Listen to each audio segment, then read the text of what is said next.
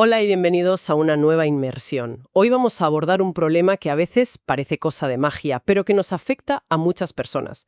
Hablamos de cómo conseguir que Internet funcione bien, pero que muy bien, en un tren de alta velocidad. Seguro que a todo el mundo le ha pasado, estás intentando ver un vídeo y de repente, ¡pum!, se congela. O intentas mandar un mensaje y nada, no sale. La pregunta es, ¿cómo es posible que un móvil reciba una señal coherente cuando se mueve, no sé, a cientos de kilómetros por hora? Y encima, con la onda de radio rebotando por todas partes, en edificios, árboles, colinas. Es un caos electromagnético absoluto. Para intentar entender un poco este caos, nos vamos a sumergir en un artículo científico que me ha parecido fascinante. Es de Ying-Hao He y su equipo y proponen una solución que es increíblemente ingeniosa para domar esas señales tan rebeldes. Nuestra misión de hoy es desgranar este enfoque, que a veces es un poco denso, para entender qué hace falta para que podamos ver nuestra serie favorita sin cortes yendo a 400 por hora. Vale, vamos a desgranar esto. Para empezar, creo que tenemos que visualizar bien el problema. El artículo lo ilustra muy bien en su primera figura. Vemos una estación base, la típica antena de telefonía, y un tren bala moviéndose a toda velocidad. Y la señal que sale de la antena no es un rayo láser que va derechito al tren. El documento lo describe como un entorno ricamente disperso. Y esa frase, rídicamente disperso, es la clave de todo el embrollo. Significa que la señal original al salir de la antena choca con todo lo que pilla. Edificios, coches, el propio terreno. Y claro, cada choque genera un eco, una réplica de la señal original. El resultado es que al tren no llega una única onda limpia, sino una multitud de ellas. Un enjambre de señales. En la jerga técnica, decimos que la señal llega a través de múltiples subcaminos. Es como si en vez de escuchar a una persona que te habla de frente, escucharas a la vez los ecos de su voz rebotando en todas las paredes de un cañón. Exactamente, esa es la imagen. Y cada eco es un poquito distinto. Uno ha tardado más en llegar porque ha rebotado en un edificio lejano, así que tiene un retardo diferente. Otro llega desde la izquierda porque ha rebotado en una colina, por lo que tiene un ángulo de llegada distinto. Y esta avalancha de ecos crea dos problemas gigantes, dos villanos, por así decirlo, para la señal. ¿Y cuáles son? El primero es que, al chocar entre sí en la antena del tren, algunas partes de la señal se anulan y otras se refuerzan. Imagina que la señal son colores. En algunas zonas, el azul se cancela y en otras el rojo se vuelve intensísimo.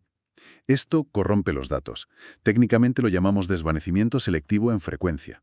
Es como si los ecos de una palabra que gritas empezaran a solaparse con la palabra siguiente.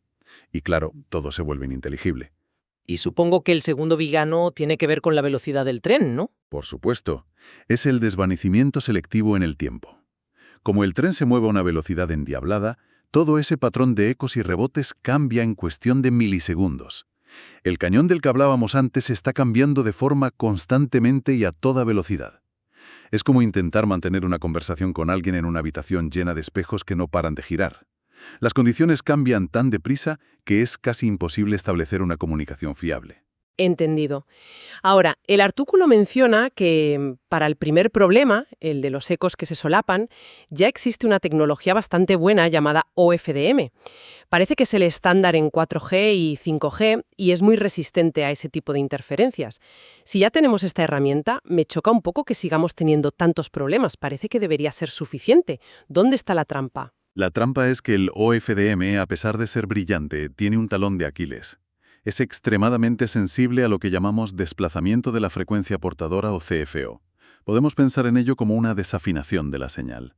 Si la estación base emite en una frecuencia de, digamos, 2600 MHz exactos, el receptor en el tren la percibe en una frecuencia ligeramente diferente, quizá a 2600,001.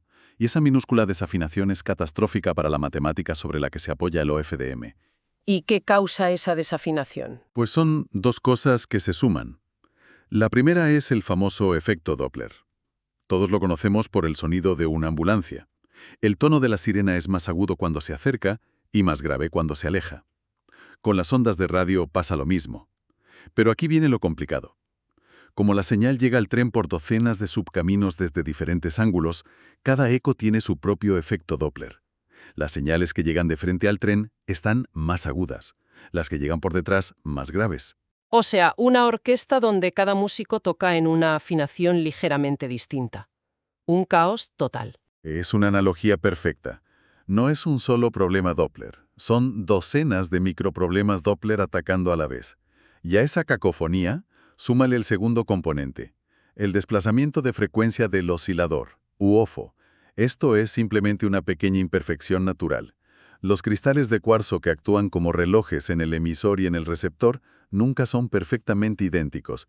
Siempre hay una diminuta diferencia que añade otra capa de desafinación constante a todo el sistema. Con lo cual, al final, la señal que llega está completamente distorsionada. Exacto. La combinación de todos esos efectos Doppler distintos, más la desafinación inherente de los dispositivos, destruye la ortogonalidad, que es el principio matemático que hace que el OFDM funcione. Al perderse, se produce una interferencia entre portadoras. En la práctica, es como si las diferentes notas de nuestra orquesta desafinada empezaran a pisarse unas a otras, creando un ruido ininteligible en lugar de música. El resultado para quien va en el tren es una conexión lenta, con cortes o directamente inexistente. Y esto es clave.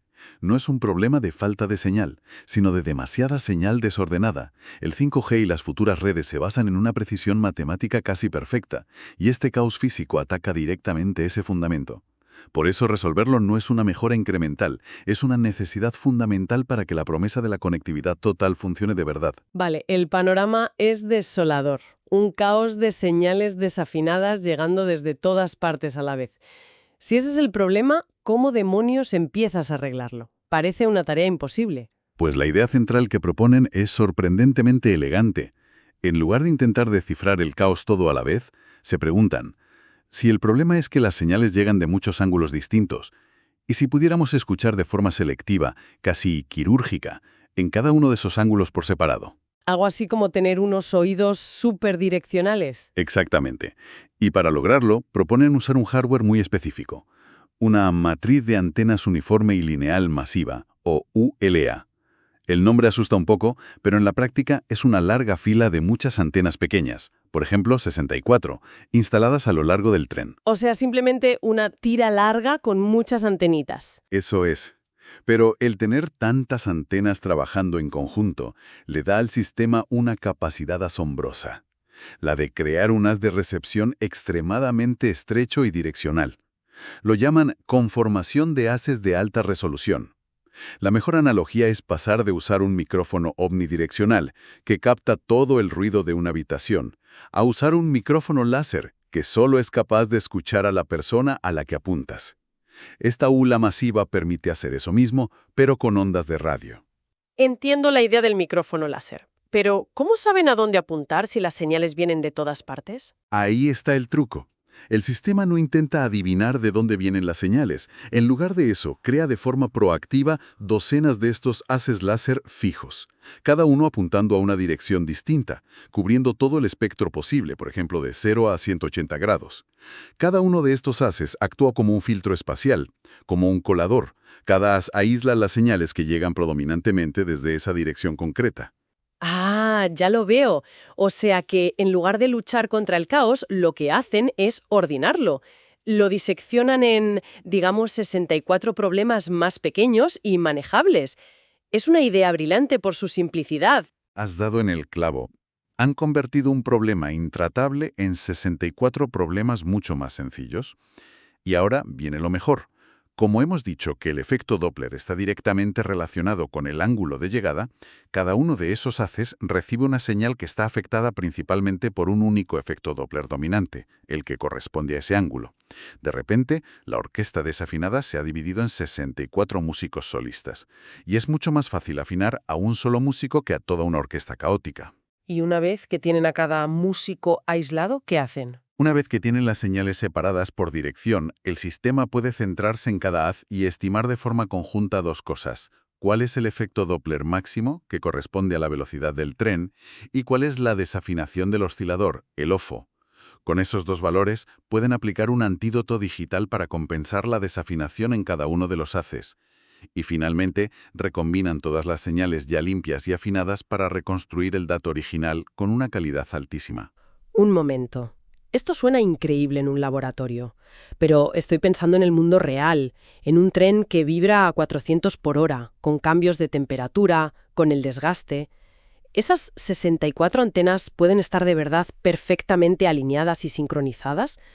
Me parece que todo este sistema tan elegante se desmorona con la primera imperfección. Es una pregunta crucial y de hecho es uno de los puntos más fuertes de este artículo.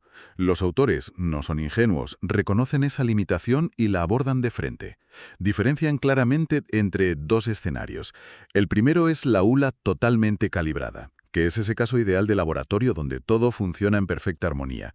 Su algoritmo inicial funciona bien ahí, pero luego plantean la ULA parcialmente calibrada, que es el escenario del mundo real. ¿Y qué significa parcialmente calibrada? Asumen que es imposible calibrar toda la fila de 64 antenas como una sola unidad, pero sí es factible calibrar pequeños grupos de antenas, por ejemplo, grupos de 8. A estos grupos los llaman subarrays. El problema es que, aunque cada grupo de 8 esté internamente bien calibrado, siempre existirán pequeños desajustes de ganancia y fase entre un grupo y el siguiente. Un grupo puede que reciba la señal un poquito más fuerte o con un ligero desfase temporal respecto al de al lado. Con lo cual, los haces ya no son tan perfectos. Exacto. Esa imperfección rompe la elegancia de la solución. Esos haces láser de recepción ya no son tan precisos, empiezan a tener fugas, por así decirlo, y se cuela interferencia de las direcciones adyacentes. La separación perfecta de los problemas deja de ser tan perfecta. Entonces, volvemos a la casilla de salida. Si los haces láser tienen fugas, el caos vuelve a entrar en el sistema. ¿Cómo lo arreglan? ¿Tienen que rediseñar todo el hardware? Esa es la pregunta del millón. Y la respuesta es sorprendentemente ingeniosa. No rediseñan el hardware, sino que le enseñan al software a ser más listo. Introducen un concepto que llaman parámetro de conformación de haces orientado a la calibración, o COBO. A ver si lo entiendo por el nombre. Es un parámetro que tiene en cuenta esas imperfecciones para corregirlas. Precisamente. El COB es la pieza que hace que todo esto sea práctico. Conceptualmente es un parámetro adicional que el algoritmo estima al mismo tiempo que estima el Doppler y la desafinación del oscilador. Este parámetro actúa como un antídoto digital contra los desajustes físicos de las antenas. En esencia, el sistema utiliza la propia señal recibida para aprender cuáles son las imperfecciones del hardware que la está recibiendo. Detecta esos pequeños desajustes de ganancia y fase entre los subarrays y los compensa en el software. O sea que el sistema no solo escucha la señal, sino que al mismo tiempo se escucha a sí mismo, detecta sus propias imperfecciones y las corrige sobre la marcha. Es como un cantante que ajusta su propia afinación mientras lee la partitura. Es una analogía fantástica.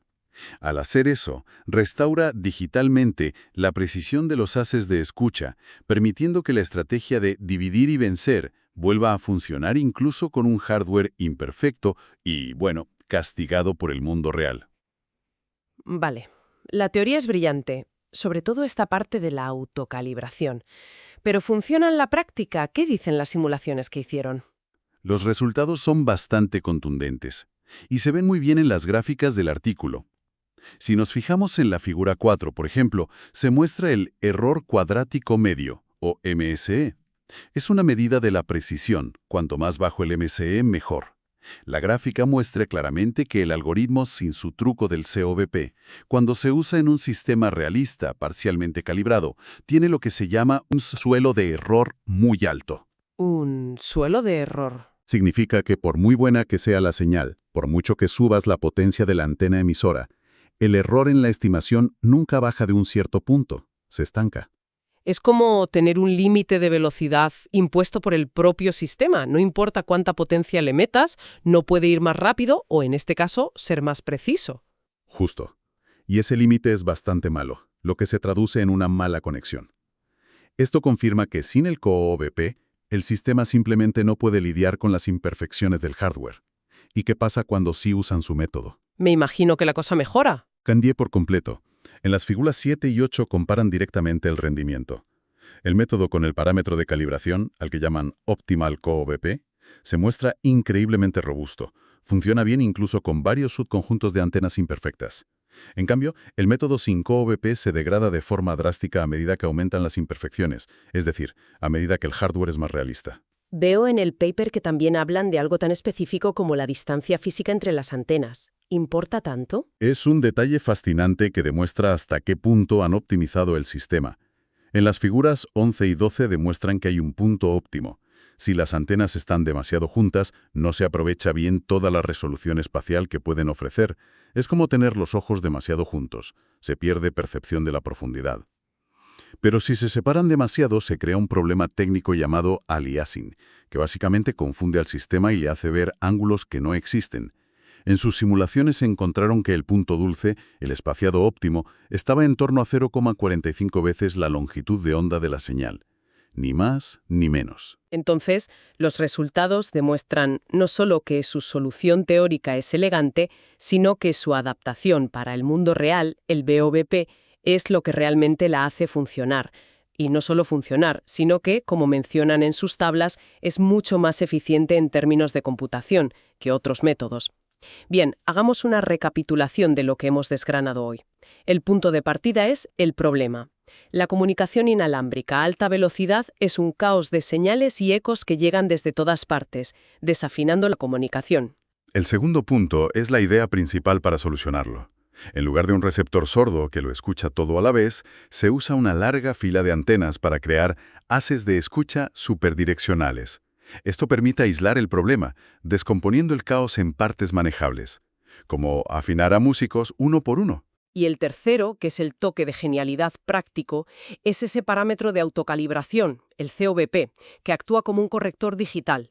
Le permite al sistema aprender cuáles son sus propias imperfecciones de hardware y compensarlas en tiempo real, haciendo que toda la solución sea robusta y aplicable fuera de un laboratorio. Y es importante reforzar por qué este tipo de investigación es tan fundamental. Permite tecnologías que empezamos a dar por sentadas, como poder hacer una videollamada o ver una película en streaming mientras viajamos en un tren bala a casi 500 km por hora. El verdadero avance no está solo en la idea brillante inicial, la de escuchar por ángulos, sino en el minucioso trabajo de ingeniería para hacer que esa idea funcione con las limitaciones, el desorden y las imperfecciones del mundo físico real. Entonces, ¿qué significa todo esto? Pues aquí va una reflexión para seguir dándole vueltas. Este trabajo se centra en trenes que se mueven a 480 km por hora, que ya es una velocidad impresionante. Pero si podemos solucionar este nivel de complejidad para la comunicación terrestre, ¿cuáles son las implicaciones para la próxima generación de comunicaciones? Pensemos en enjambres de drones que necesitan coordinarse con precisión milimétrica, flotas de vehículos autónomos comunicándose entre sí en una autopista a alta velocidad o incluso las futuras redes de satélites de órbita baja como Starlink que se mueven mucho más rápido que cualquier tren. ¿Podrían estos mismos principios de escucha angular y autocalibración de hardware ser la clave para una conectividad global verdaderamente ininterrumpida y en constante movimiento? Gracias por acompañarnos en esta inmersión. Hasta la próxima.